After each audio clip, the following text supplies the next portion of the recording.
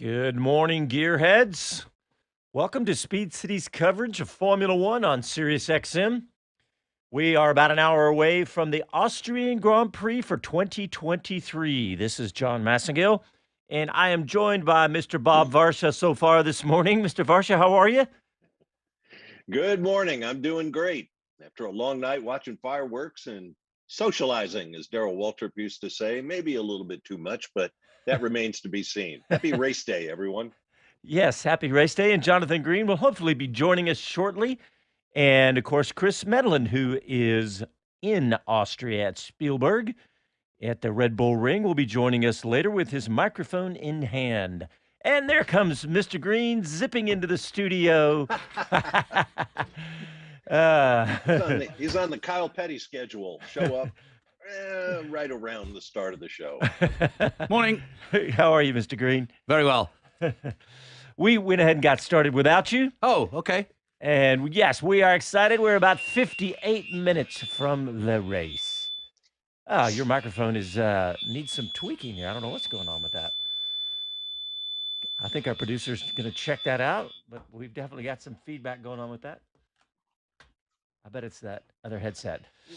Anyway, we are excited because if the race today is anything like the sprint race yesterday, whatever that may be, we will have an exciting time. And hold on, we got a producer going to step in and see what's going on with our squeaky microphones. All right, check 1, 2. All right. Yes, ladies and gentlemen, if you're thinking, don't they fix this stuff before they go on the air? Typically we do. And if we were a professional organization, that's exactly what we would do. But in the spirit of racing shenanigans, stuff happens. Stuff happens. I've decided why I don't like the sprint format. Why is that? Because you've had a race yesterday, right? Yes. And you've forgotten what happened in qualifying. Very true. The storyline shifts too much. There's no build anymore with a sprint race. I had to go back and go, wait, Ferrari was second, third, right? In other words, yes, and exactly Perez's woes are back again. You know what I mean? And so what I'm thinking is we should go back to the original format of qualifying for the sprint race should be Saturday and qualifying for the Grand Prix should be either Saturday afternoon or Sunday morning. Huh. Because Okay. then there's a sequence to it. Mm-hmm. And there's because as a story writer or as a storyteller, which we all are, I just find it very hard to keep up. I mean, you tell me where Albon's starting today. I know he finished 7th. Yeah, I had to do this. I had to do exactly what you're describing. Last night, as I was prepping, I went, oh, wait a minute. And is Hulkenberg having a good weekend or a bad weekend? You know what I mean? Yeah. I don't know, Bob. What do you think? Oh, I do. I think you're absolutely right. And that kind of chatter is out there. A lot of people are wondering about tweaking the sprint format. It's not perfect. And I agree. This is one of its biggest faults is that you lose track of who did what when. And we all, had to grab our copies of the starting grid. Some guys had horrible qualifying on Friday, like Perez, and some guys had terrific follow-up days on Saturday in the sprint. So, it's tough. all part of the entertainment value, let's say. Yeah. And- No, I mean, it has some value. I like it. I enjoyed yesterday. It was a good race. We all know that. Yeah. But, it's just the sequencing. More No, more you're for me. right. And this is something that Yeah. has to be thought about and tweaked on because there is some of that, the sequence, I guess is the best way to Yeah. describe it. Where are we again? You kind of have to do a mental reset. And in the Someone spirit, else complained that, go ahead. I was just saying, in the spirit of our rough start this morning, Chris just texted me and said, hey, can you send me the Zoom link? So I just sent him the link, and hopefully he'll join us momentarily. Yeah. How But good is following Bernie? up on that point, Bernie's tweaking things in the truck. A lot of people were lamenting the fact that folks love to watch qualifying for the Grand Prix, and that takes place on a Friday afternoon when a lot of people can't see it because they're working or traveling or whatever they're doing, and that's a minus for sure. Yeah, and to be honest, as you well know, Bob, that 1 hour qualifying is often the best hour of the weekend. Yeah. Yeah, So- a lot of white knuckle stuff goes on in qualifying. Yeah, and it was a pretty interesting qualifying, if I'm remembering back properly. So yeah, you're right, Jonathan. That's a good point. I got up early for that. Tell you. Well, I hope you came up with a solution and not just a problem. Yes. Well, my solution is to hold qualifying for the sprint race on Friday. That's fine.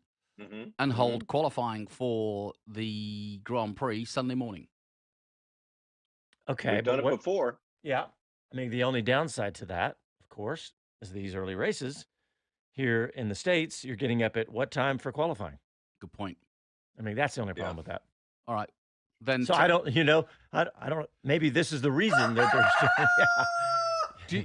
How about we qualify for the sprint race on Friday afternoon, run the sprint race Saturday morning, and follow it with Grand Prix qualifying Saturday afternoon. I like that. Yep. Because then you've got your sequence. Yeah. And the teams have information, and there's the race really takes no time at all. The sprint race goes by pretty quickly, and then you give them 3 or 4 hours to get ready, and then you go out and have the drama of qualifying, and everybody's happy. And also, if it's wet like it was, then you've got some consistency to the approach. Yes. Even better point. Yeah, because you get what between. You've got 2 hours to sort out. Yeah, whatever. I was going to say 2 hours. It's a lunch break. Yeah, I mean the only thing is again that at some point, depending on when you run it, you're either because like right now the sprint shootout is at what 5 a.m. Central Time here in the States. So do you do that again? Do you put the sprint at 5 a.m. and then qualifying? Let's call Ryan Reynolds. He's a good storyteller. Yeah.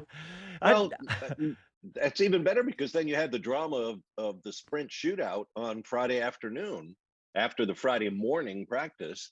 And maybe give them more practice. If 1 hour on Friday morning's not enough, give them 90 minutes, give them 2 hours Friday morning. Say, okay, everybody back here 4 o'clock. We're going to do the sprint qualifying, then the sprint race Saturday morning, and Grand Prix qualifying Saturday afternoon. I like that. Yeah, Bob, you've solved it. Well done. You've cracked it. Thank you very much. Okay, well, Chris Medland just joined us, and Chris, I don't know if you know this, but we just rearranged the entire Formula One weekend schedule. It's going to help you, Chris. More time to write. Great. There you go. Perfect. Less time to eat, less time to sleep. Yeah, of course. Yeah, congratulations. That sounds accurate. Get your priorities straight, Chris. Eating and sleeping come behind writing and coming on our show. It's not a rehearsal. How far away from the track are you staying, Chris, by the way? I know there's not a lot of hotels around Speiberg. Yeah, I'm in Graz, so it takes me about 2 hours. about an hour and a half each Yeah. way. Yeah, well, I'm dear. giving lifts to a couple of others that are in Graz as well. So by the time I've dropped everyone off and got to my hotel, yeah, it's nearly 2 hours each way. I stayed in a Schlotz when I Is did that one the of those bikes. little Japanese Yeah, slots? it's hotels? a small drawer. Yeah. No, it's a I can't castle. remember where I stayed. A schloss. It's a. Oh, that's appropriate. A slosh. Yeah, Yeah, schloss. it's like when your gin and tonic hasn't got enough ice in it. It's a slosh. Yeah, at the Nürburgring, there's that ruined castle that they always focus the TV cameras Yeah, on. that's the not Schloss. available. Yes, that is the schloss. That's the Schloss Nürburg. Yeah, that's right. I remember, this was my first race back in 1987. The beauty of working with John Bisignano was that he was also the hospitality officer for the Footwork Arrows Formula One team. Perfect. So he always had a block of rooms in an ideal place, and all of the local restaurants. He was aces when it came to hospitality, and still is, I'm sure. Wow. So, Chris, what was your hire car, as you say? What is it? Did Yes. you say? Yes. It's I got upgraded actually. I've got an Audi A6. Get down. Wow. It's a diesel, which actually does help the mileage with where I'm going. Yeah, that'll work. So I'm back to Vienna tonight. Uh-huh. Yeah, driving back to Vienna tonight. Great air display right now from the Red Bull kind of acrobatic squad. So yeah, long drive after the race as well. But You gonna do a little waltzing in Vienna tonight? You could call it that. Catch a bit of Mozart. I'm going to annoy someone that I said I was going to annoy yesterday, if you remember. Ah. Who was the man that I didn't get in time for our show? Mr. Steiner. It was Gunther Steiner. And he's just rearranging his multiple headsets. And how many radio units? It's got 2 radio units, one in each pocket, one headset with plugged into 2. Like, what are all these wires for, Gunther? I'm like you with the radio station. I need to speak with everybody, you know. So I need to do one for one driver, one for the others. You know, we have got 2 drivers. Oh, I think you meant you were on there live. Oh, thanks God not, huh? Thanks God not. Well, you are now. And let's start with yesterday, because what I wanted to ask actually was how pleased you were with the strategy you pulled off with Nico, because it felt like points were slipping away as the track was drying, and then that you timed the pit stop perfectly. Yeah, I mean, it was on the edge what to do, but I'm now sure. Obviously, hindsight is a beautiful thing. If we would have stayed on the intermediates, we wouldn't have finished in the points. But obviously, when we came out, nobody really knew how much quicker it is on the dry. But then after George Russell's first lap, I saw that he was already. I mean, in the first sector, second lap, it was like, yeah, we can make that. Then obviously the engineers were a little bit, we got it wrong. But in the end, they got it right, because I didn't decide. They decided. I said, no, I think we got it right. We can get there. And obviously Nico put a stellar performance in to get them. You know, he was going for it, and he had also the fastest lap of the race at the end. You know, so that shows how much he was pushing. Yeah, Aston Martin's Tom McCulloch said this morning actually how impressive Nico is in those conditions and how strong he was there. Hit today, you picked up some points yesterday. You had, such a good day yesterday. Can you kind of, attack today because you've got points on the board already? Because it's moved you up in the championship. Yeah, nothing is for free here at any time. So I wouldn't say we've got a free ride or free hit today, and we need always to attack our by now. I think you know already that our biggest struggle is in dry conditions, the tire performance, that we cannot keep it under control like the other teams. So we just try to do our best and see where it gets us. Are you hoping you can keep it under control a bit better today? You've been doing some data tests on Friday. Did you get much from that? It will be difficult. Every little bit of every little cloud helps us. Every little drop of rain helps us to keep the track cool, and that's what it will be. So we just hope that it isn't getting any hotter, because that is going against what we need. But we cannot hope in the weather. We need to sort this problem out. Yeah, well, the weather seems to be helping you today so far. It has clouded over, no sun right now. But you're also starting with one car from the pit lane, Kevin Magnussen. What's the reason for that? We made some setup changes. When you start 19th, at some stage you think the best out of it. He wasn't happy with his car yesterday compared to Nico. So we went in the direction of Nico's setup in the rear. We are experimenting with a few things. When you start from there, normally to move forward is very difficult. So at least put it to use to learn more about the car. Now, I remember your pre-season or pre-race comments that may have been the press officer had a hand in, but did say that for this race, you might need to treat it as a bit of a test session over the weekend. Is that what today will be then for you guys? Yes. I mean, with Kevin, that's what we said. I mean, starting 19th, obviously, when you start 8th, you cannot put a test session in, but 19th, it doesn't make a difference. Obviously, you need to get lucky, but you could get lucky starting from 19th, but we are pretty sure we can't do anything from there. So we treat it as this and try to learn as much to sort our problems out. Well, I hope you learn a lot, and I hope you have a good race with Nico as well. Thank you very much. I love it, Gunter. Oh, man. You can tell he has a pep in his step. You can hear that for sure. Yeah. And by the way, I've followed. Go ahead, Bob. Well, I was just going to say, he brings up a great point. We're using today as a test session because we've got problems that we can only sort out on a race weekend. And that just really gets up my nose that the Formula One teams cannot test. I know. Now, usually it's couched as a cost-saving measure, but here Haas is among, let's say, the more modestly budgeted teams, and they want to go out and test and solve their problems and be competitive on the race weekends. Yeah, I think there's some way we could give teams the opportunity to do that. Yeah, and it's shortening the fan base in terms of entertainment, because now you've told every Haas fan out there that Magnussen is not a factor.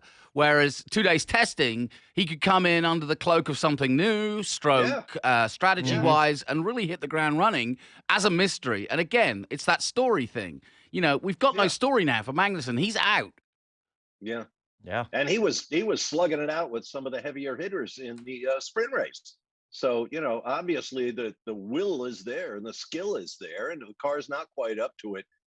K-Mag was out there giving it everything yesterday. But as you say, K-Mag's in a testing role today, which is disappointing. Well, and it's funny that we're kind of in the same position again with Haas, that we've got one driver doing great, and now Magnussen is struggling. Yeah. I mean, because he has been struggling this year. Yeah, no question. Yeah, and I wonder, it does seem to me, if we're, and we'll get Chris in on this, but if we all believe, as we are told, that the problem is tire wear during the race. They go backwards. They can't. The tires It's pretty don't. clear. Yeah, well, but why can't they get? I mean, is this a problem for Ferrari and Alfa Romeo or not? Yeah. I mean, I realize they're very different cars, but can they not weigh in? Can't rest to call up, Maranello and say, how are you dealing with it? What were you gonna say, Chris? We're losing you, buddy. Yeah. Yeah, you know what? Let's take this opportunity. Let's do a quick break, and when we come back, we'll see if Chris can find a better location, and we'll have about 45 minutes until the race. You're listening to Speed City F1 on SiriusXM. Back after a quick break.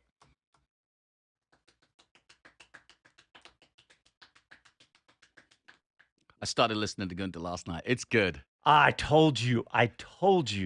I'm sorry, It's but I really just good. freaking loved that book. Oh yeah, And listening to it, you cannot read the it's book. got to be audio. You Oh have yeah, to. you were right all along. I mean, just now he just said, Heinz is a beautiful thing. Now You're not he's talking absolutely about ketchup is great. and so therefore he has his own language.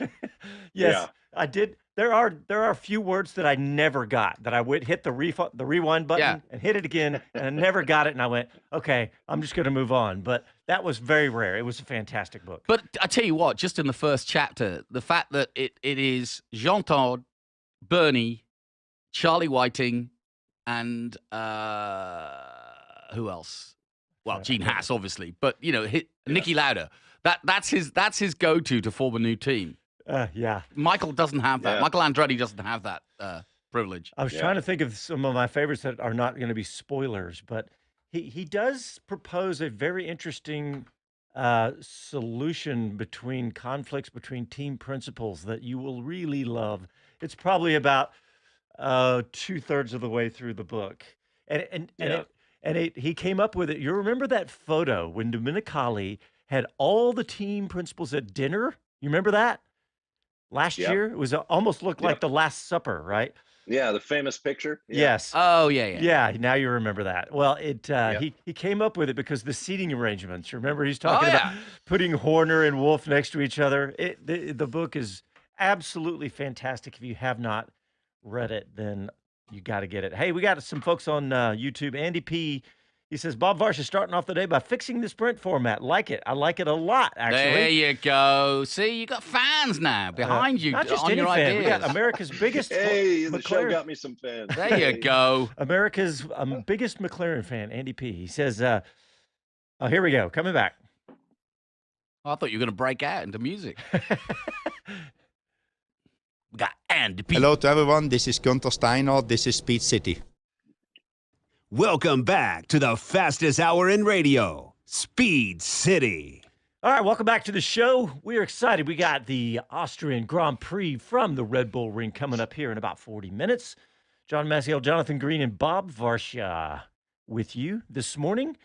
Everybody grab a cup of coffee, settle in, and we'll get you all up to speed. Mr. Green, what do you got? I just wanted to point out something I heard on Checkered Flag from Jolyon Palmer yesterday, which I thought was the most appropriate comment that or sort of prophetic comment I'd heard in a while. He said, he goes, you can go on about this season and Verstappen. He said, if you take Red Bull out of the picture, if they didn't exist, he said this would be the greatest season in Formula One history with every team vying for a win. Well, okay, I'll have to take some credit because I basically said the same thing yesterday after the sprint race. I was like, okay, 21 seconds, Max Verstappen, but after that, we had a fantastic race. Yeah, no, you're right. Hey, while we're waiting on Chris, let's get a word in from our favorite sponsor of today, CrowdStrike. CrowdStrike presents Driven in 60 as the official cybersecurity partner of the Mercedes-AMG Petronas Formula One team.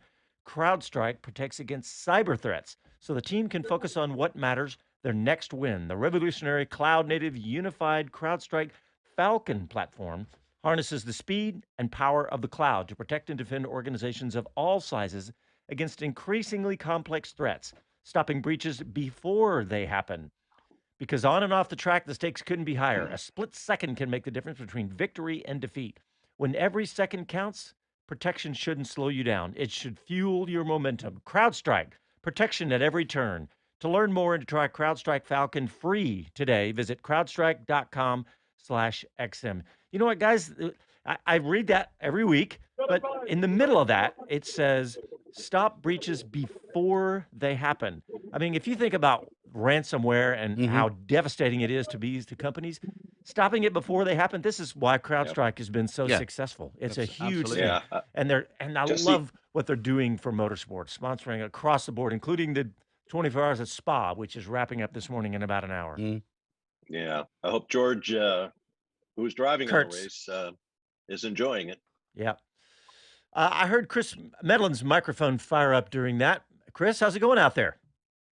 Okay, can you guys hear me now? Yeah. In the room? Yep. Good stuff. It turns out that the paddock's not the place to be, but the grid is. So I've made it through onto the grid now that the pit lane's closed and everybody's on the grid who needs to be on the grid. Everyone who doesn't need to be on the grid is in the pit lane, being Magnussen and Yuki Tsunoda as well. So we've got, Nick De Vries, so I should get my cars correct. So yeah, they're the two that were 19th and 20th on the grid. They'll both start in the pit lane with Magnussen at the head of the queue because he qualified ahead. So yeah, 18 cars starting on the grid, and the sun's now come out, which is bad news for Gunther Steiner, isn't it? Yeah. But I'm. Go ahead. Sorry. Yeah. What's the gamble, Chris? Could anybody? I mean, could Magnussen therefore go on a, let's say, a hard time? I mean, you tell me the parameters of weather and sun and whatever. What is the gamble? Yeah, I think we're looking at it's between a 1 and a 2 stop, and the more the sun's out, the more likely it will be a 2 stop. I think we'll see most people start on the medium and go either medium, hard, medium, if they've got 2 sets of mediums and only 1 set of hard, which I believe is Red Bull, Ferrari, and Mercedes from the top of my head. Correct. Or medium, hard, hard, which is pretty much everyone else if they want to do that, or a 1-stop, medium, hard. They're like the 3 quickest strategies, but the 1-stop will be tougher to do if it's warmer. The track conditions were pretty warm on Friday, and that's when they thought, no, a 1-stop's not that good. But flip that round. Someone like Magnussen, someone like Perez out of position, maybe George Russell on by his car on the grid right now. Maybe you start on the hard tyre because that's still the middle compound out of the range that Pirelli have. They've got the softest tyres here. So it's not, it's not a rock hard compound. You start on the hardest one that you've got this weekend, though, and try and run as long as you can. You might give yourself a chance of leapfrogging some drivers when they make pit stops. You might find a well-timed safety car you can take advantage of. So I think that's why we might see some hard tyre runners from further back in the field or from the pit lane. Okay, good Hey, Chris, good intel. Thank you. Did you just say Yuki Tsunoda starting for the pit lane as well? No, it's Nick De Vries. I mixed up my AlphaTauri drivers quickly there, but it's De Vries from the pit lane, who was 20th. And 19th for Kevin Magnussen. And has the De Vries story moved on, or where is he? So I was actually talking to a member of the AlphaTauri team earlier today. It's not really moved at this point. He is under some pressure. Helmut Marko said it, and it's actually because Marko said that Christian Horner wasn't convinced about signing him, but Marko wanted him, so went for it. And right now he's saying, well, Christian's being proven right. I was then hearing that Christian is pushing for Daniel Ricciardo to go in there next year, and Helmut Marko thinks Daniel Ricciardo's done, that they shouldn't invest their time in him anymore. He's shown what he can do, and he faded away with McLaren. So they're having a bit of disagreement about how to move forward with that. But I think on both sides, they're going to give De Vries until the end of the season as it stands. And there's a lot of positive talk about his feedback, about his approach. And Michael Italiano, Yuki Tsunoda's coach and trainer, said he thinks De Vries is going to click soon and put pressure on Yuki. He says it's all in there. It's just got to come out. So, that's where we stand with that. I'm just going to grab Logan Sargent here, actually, as we walk up the grid. Logan, you've not had the weekend in terms of results that maybe you want, but your pace has looked really, really good so far this weekend. Yeah, it's been strong. It's been a lot better than the previous weekends. Sector 3's been my arch nemesis. It hasn't liked me this weekend, but it is what it is. Unfortunately, a similar story, just not getting it all together. And F1, it costs a lot, but we'll do our best to move forward. We have a good race car, and I felt strong in the sprint race yesterday. Yeah, you made progress. I think you're up 4 positions in that sprint race. I think only 2 or 3 drivers made more gains than you did in that race. So what are you kind of hoping for? Is it just some more experience from that, or do you think this car could get you near the top 10, Pat? Oh, 1 second. No, I'm going for it today. I'm going to be all in that first lap, see if I can make up a few positions, and then take it from there. But I think we have a strong car. Alex has showed it, and we're going to make it work today. Well, good luck today. And sorry if no one could hear us there, but I think a jetpack took off as we were walking along there. So I don't know if you heard that, but we couldn't hear each other then.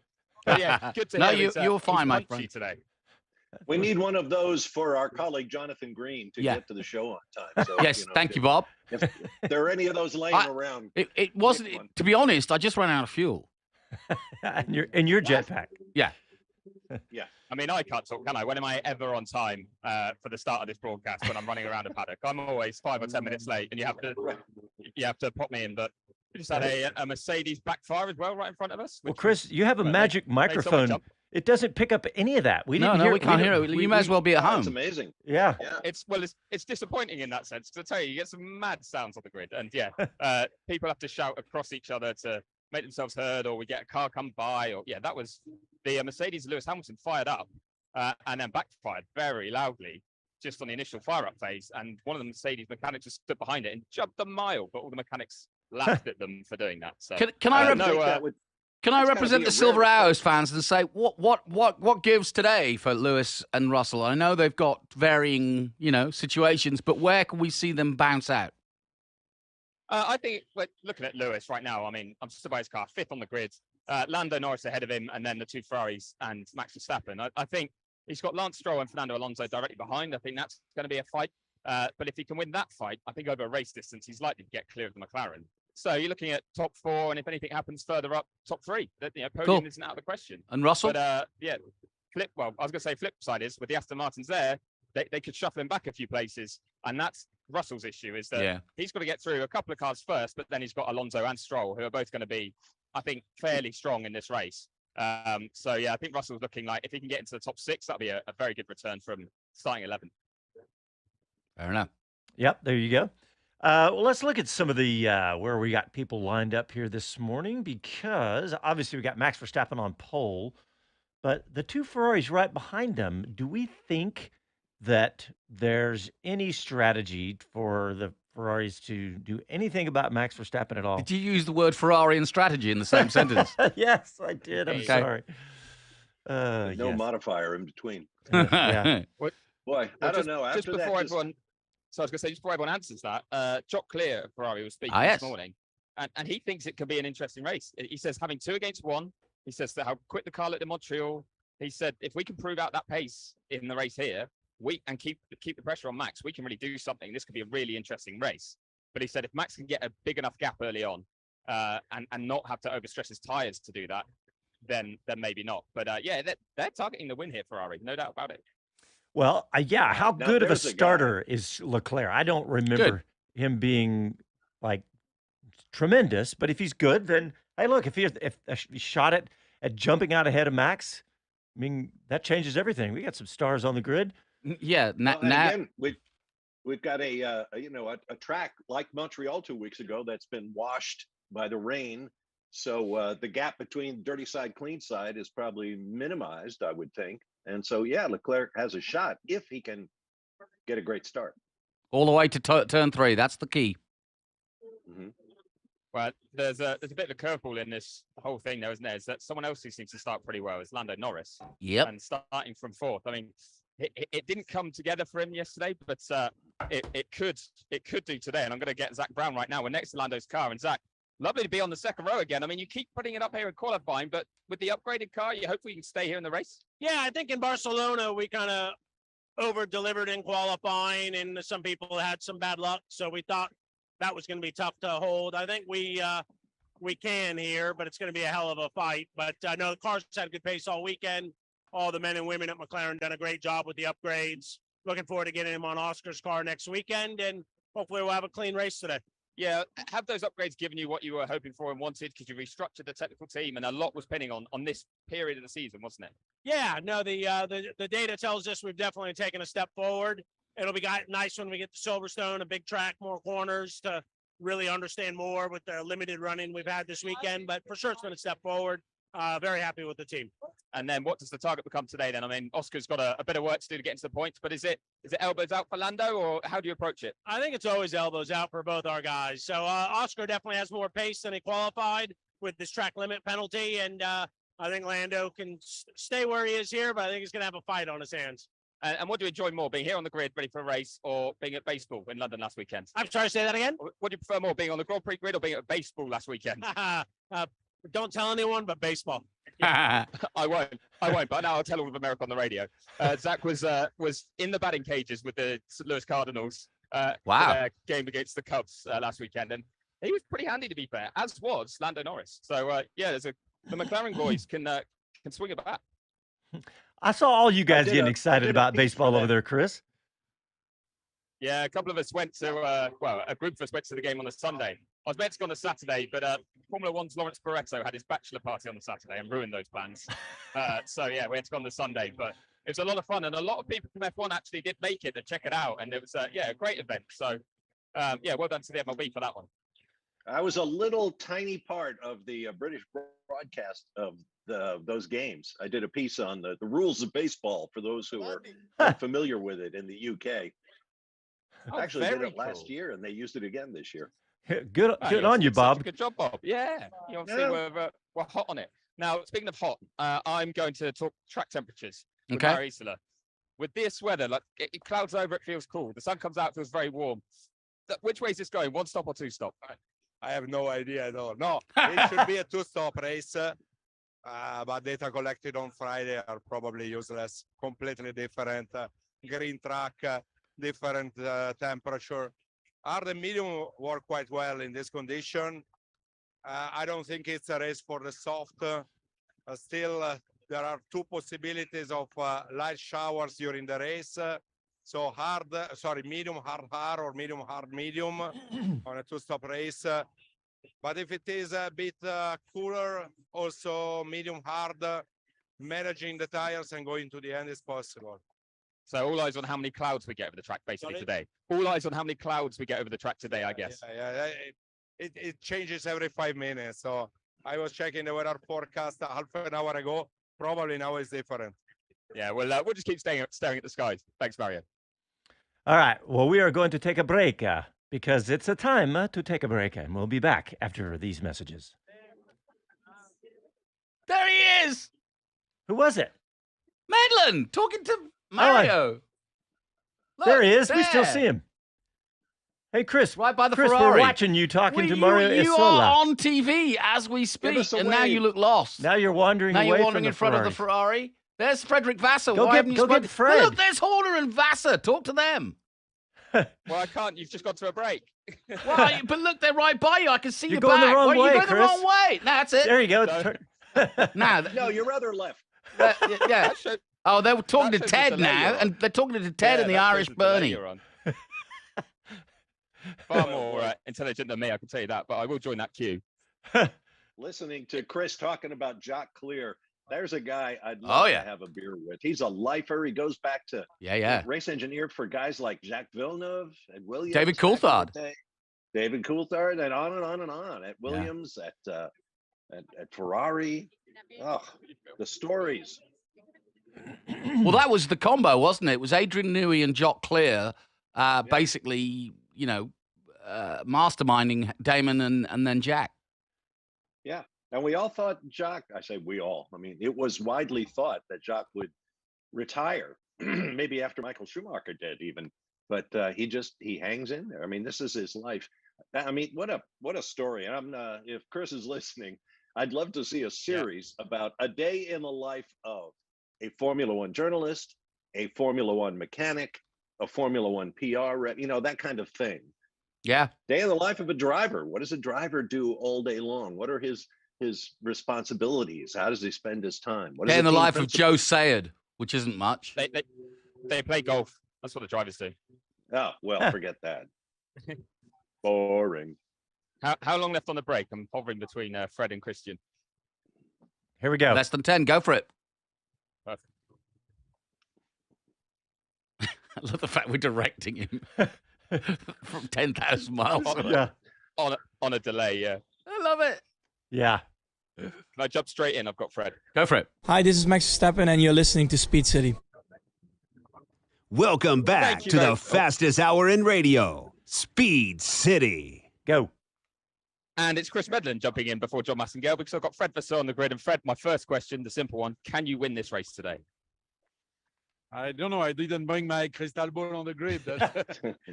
Starting from P2 and P3, we have to be ambitious.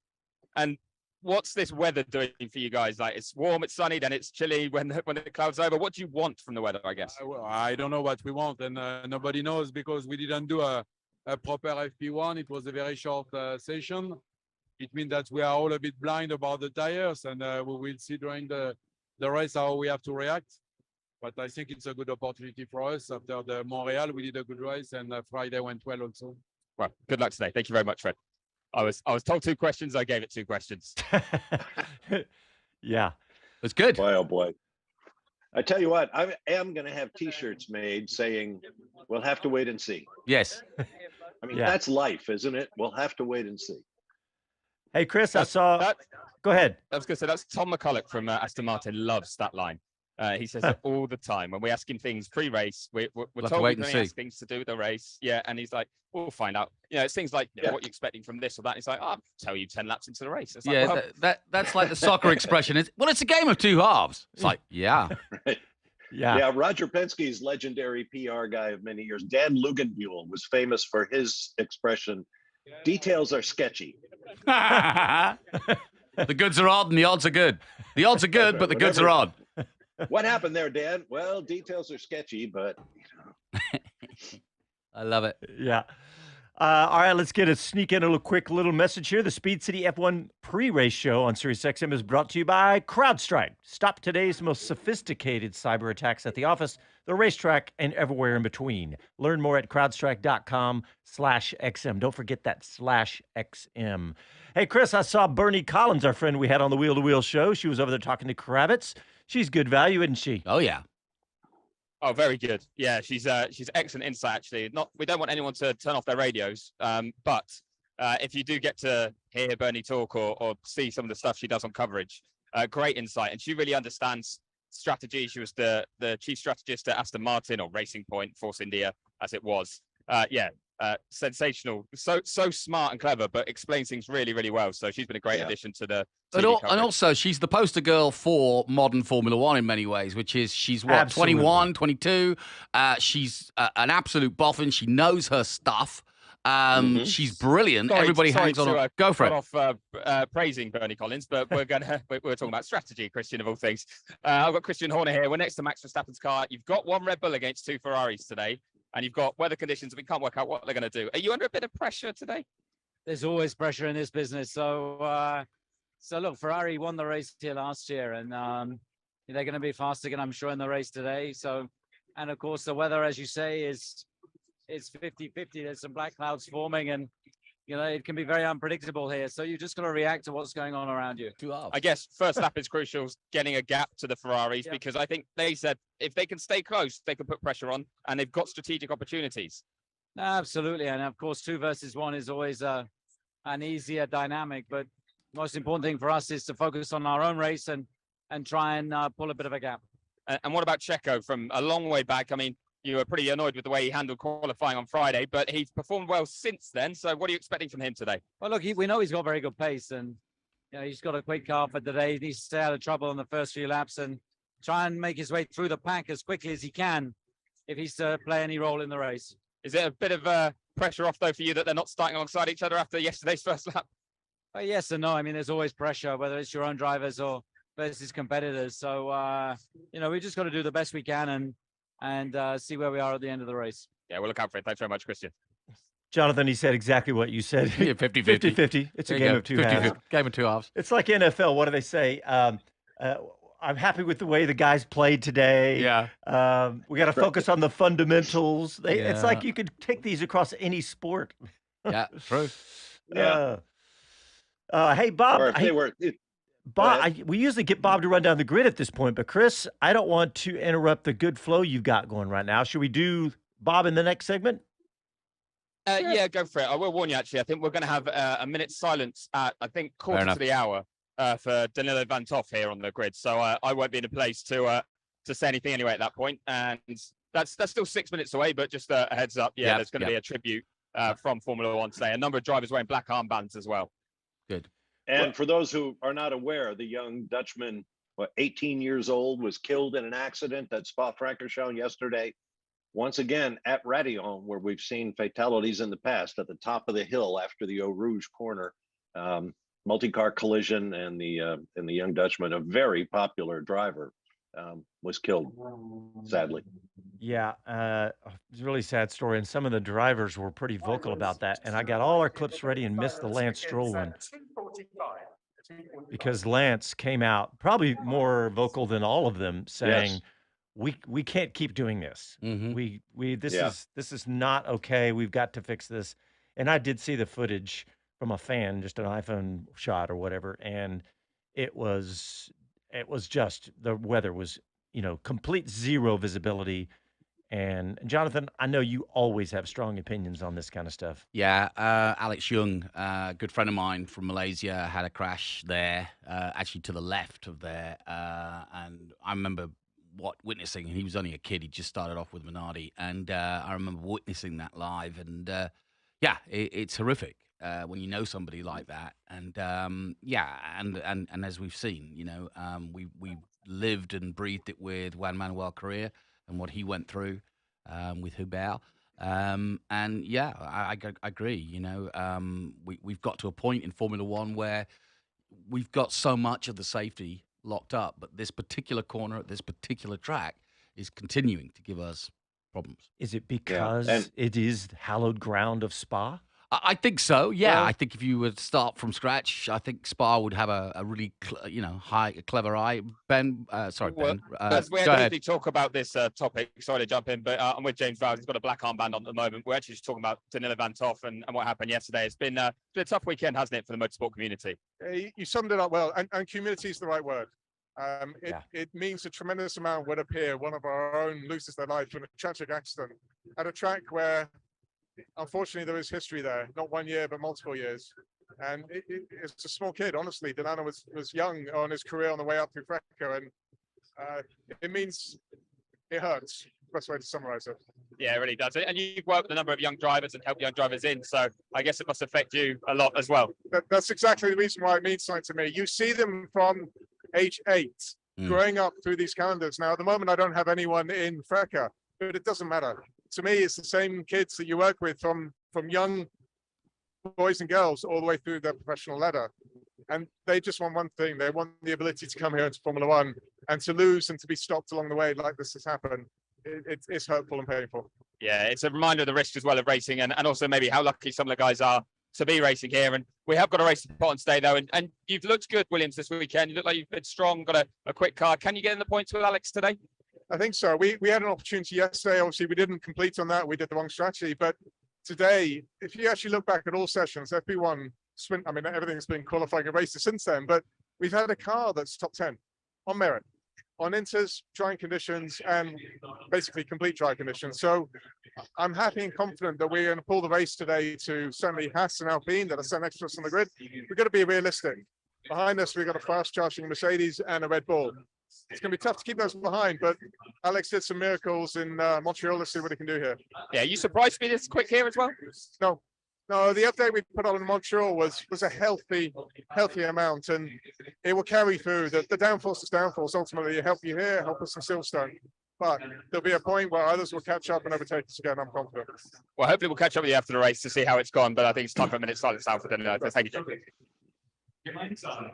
Well, while that goes on, lest anybody think, okay, the kid was 18 years old, he was working his way up a ladder, as we just heard, driver error, whatever. Some of the biggest champions in history have crashed at Raidillon at Spa. I'm thinking of guys like multi-time champ car champion Alex Zanardi had a big one there. Jacques Villeneuve, the 97 world champion, had a big one there. This is not something that just happens to the unwary. I mean, this is a very, very difficult corner. Yeah. All right. Well, this is good timing. Let's go ahead and sneak in our last break. You're listening to Speed City. We'll be back after this. I get a tweet for you.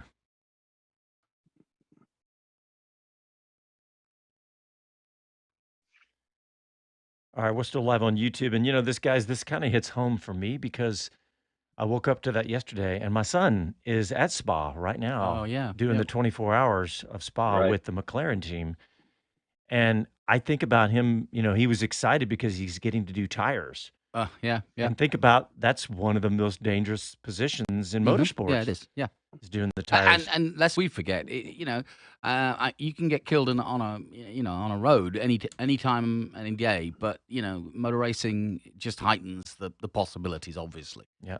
Well, I got to give a shout out to his team. I just looked at Twitter, and they are P1 with 2 hours to go. Go! Are they really? Yeah, Wow. yeah. What class are they racing? They're in the gold class. So yeah, and honestly, I haven't been able to keep up with it because it's Formula One weekend. But they're in the number 5 McLaren 720. I mean, those Optimum guys have reinvented McLaren sports car racing. They're kind of the team in McLaren sports cars. So anyway. Congratulations to them. Hopefully they can hold that because that would be a big deal for him. That's watching the TV feed right now. During this moment of silence, the fans in the stand are rising, and it's a solid wall, maybe 500 to 1,000 people, all of them in the orange of the Netherlands. Yeah, in honor of the Dutch driver. Yeah, I'm watching all the heads bowed and. Yeah, and it was a Dutchman that won the Formula 2 race, Richard Verschoor. Mm-hmm. And Richard, funny enough, Jack Crawford finished 8th. And I think that to me tells everything. I've spent because he did Toyota down in New Zealand, and Richard Verschoor's has become a good friend. And obviously we know Jack Crawford from the show. And so and also we're obviously celebrating the life of the great Dietrich Mateschitz. Hi, this is Karun Chandok, and you're listening to Speed City. Welcome back to the fastest hour in radio, Speed City. All right, welcome back to Speed City. We're about a dozen minutes from the Formula One Austrian Grand Prix at the Red Bull Ring, Speiberg, Austria. Bob Varsha, are you ready to walk through the grid for us? 1 second, and I will do exactly that. Everybody ready? Here we go. Row 1, Max Verstappen in the Red Bull, his career best equaling 4th straight pole and 7th straight front row start at his team's home track, not including yesterday's sweep of pole and the win in the sprint. In qualifying, he averaged just over 150 miles per hour on this tight little track. Next to him, Charles Leclerc in the Ferrari, just 48 thousandths of a second behind Verstappen. That's the closest pole margin of the year. But it's just the Monegasque second front row start of the year, both on sprint race weekends, oddly enough, here and in Baku. To row 2, Carlos Sainz in the Ferrari P3, making it an identical 1-2-3 start to last year's Austrian grid, as well as the first time this year Ferrari has put both cars into the top 3 in qualifying. The Spaniard finished 3rd in yesterday's sprint, so Ferrari has hopes. P4, Lando Norris in the updated McLaren. A raft of upgrades to the papaya-colored car sees Norris in the top 5 in Austria for the 5th time in 7 starts. He's good around this place. 2 podium finishes in that time. To row 3, P5, Lewis Hamilton in the Mercedes, who outqualifies George Russell for the 4th straight race, coming in off 2 straight podium finishes, is 7th time, but he has only 2 victories at this track. Anybody would give their arm for 1. Lewis, that's a slump. P6, Lance Stroll, Aston Martin, his best ever start at the Red Bull Ring by 3 places, and he outqualifies teammate Fernando Alonso for the 2nd time in 3 starts, though Alonso returned the favor in sprint qualifying and yet finished behind Stroll in the race, just barely. Row 4, P7, Alonso, who remains the only driver to start every Grand Prix this season in the top 8, and in fact has his best start at the Red Bull Ring since 2014. Next to him, Nico Hülkenberg in the Haas, coming off a terrific effort in qualifying and the sprint, plus reaching Q3 in the Grand Prix for the 3rd race in a row.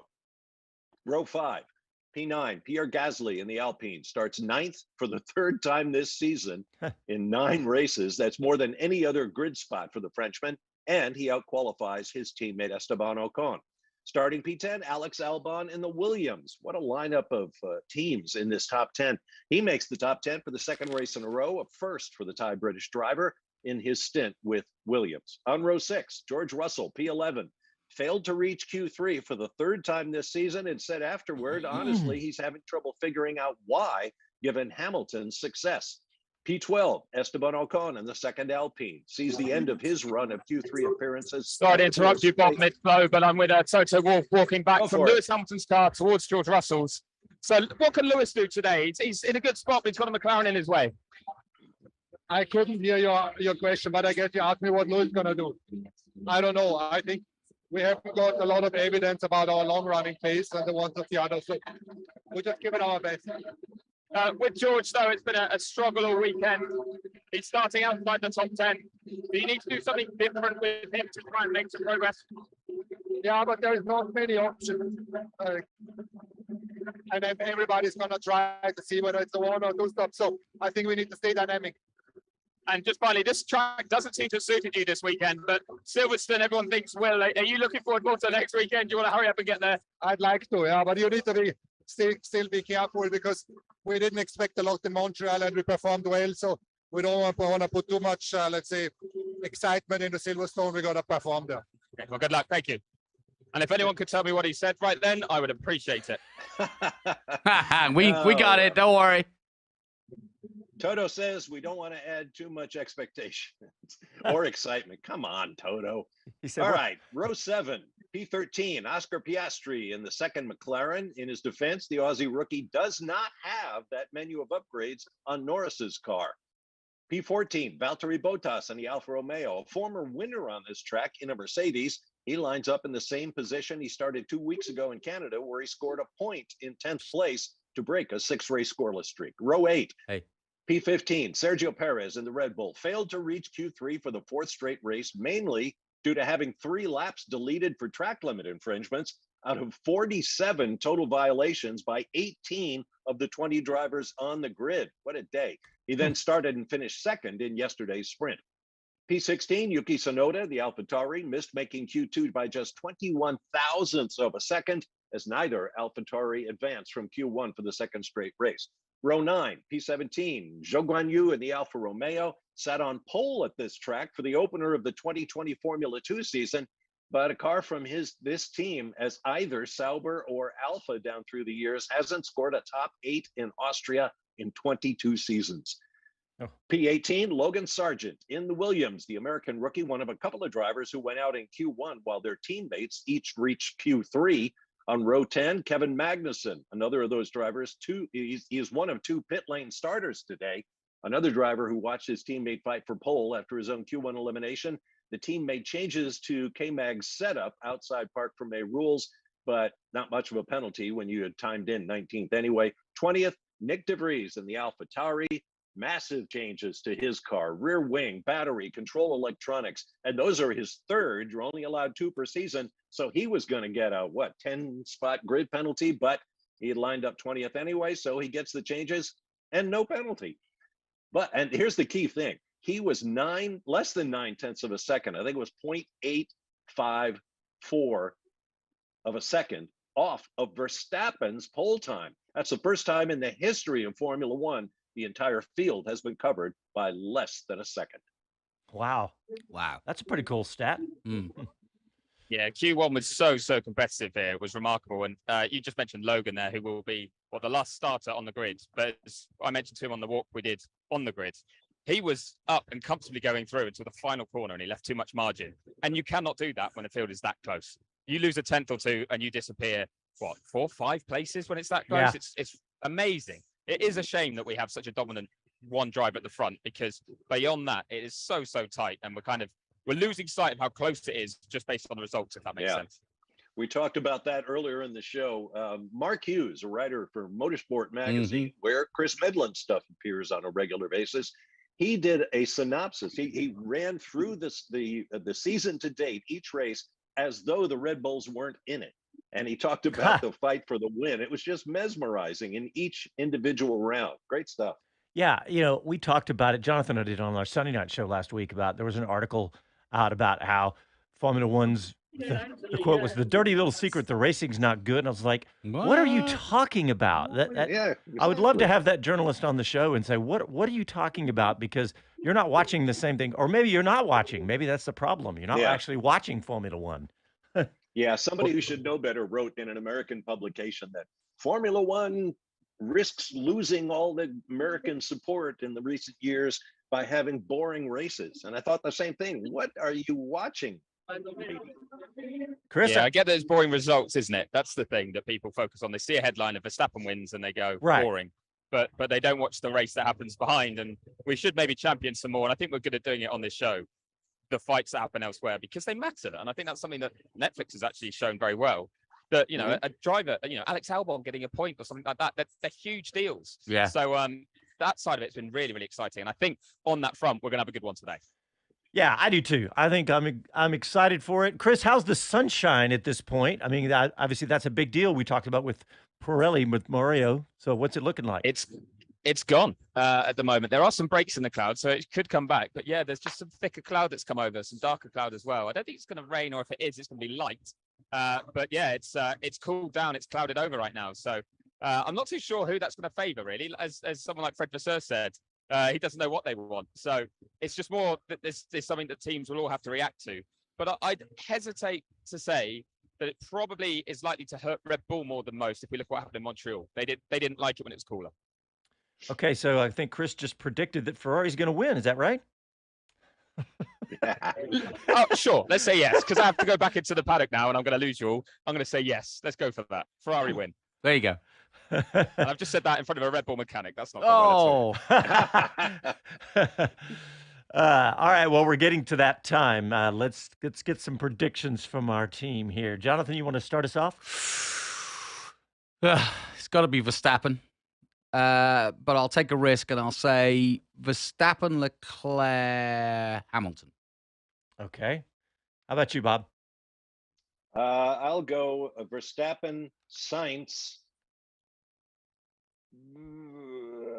Hamilton. Okay. I'll go Verstappen, Lando, Leclerc. And I'll throw one more in there. I'll say Logan Sargent finishes 14th. How about that? Based on his attitude. I loved it this morning. Yeah. Boy, he definitely had a spring in his step, didn't he? Yeah. Yeah. What about you, Chris Medland? Okay, well, you made me say Ferrari, so I'll go Leclerc, Verstappen, Alonso. I like it. Yes. Bring Mr. Alonso back. We can up hope, can't we? We can hope. Well, exactly. I was thinking Alonso too, but that would just be the old guy vote. I can't do that. So I picked Hamilton, the second oldest guy. Yeah. Hey, speaking of Alonso, is he going to hang out behind Lance Stroll for this race? Oh, yeah. No, we had that confirmed that he does not have to do that, and they are free to race. They were kind of told to be sensible late in that sprint just because of the conditions and looking at the tyres that were going to go off.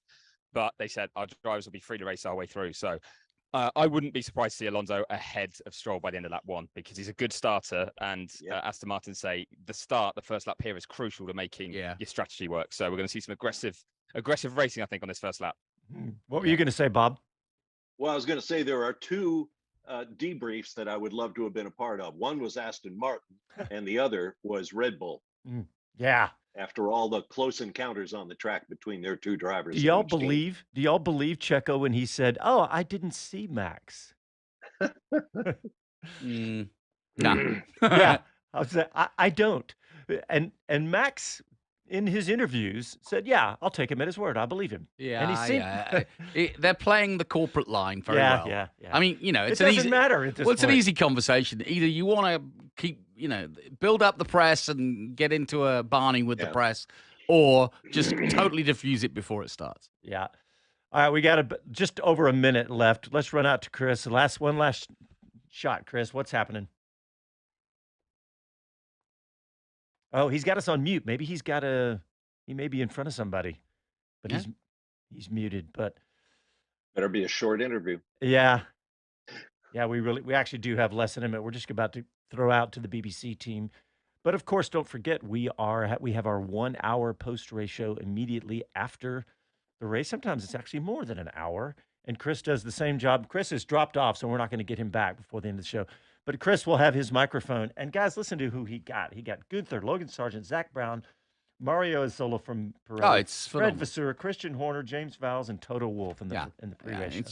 It's awesome. Yeah, fantastic job. So You might be right with Lando. That's a good call. yeah, I like it. I mean, the car's been fast, hasn't it? And look what he did yesterday. It was a disaster because of that corner, but he came up. All right, We're out of time. We'll throw out to the BBC guys, and we will talk to you guys after the race. Come back.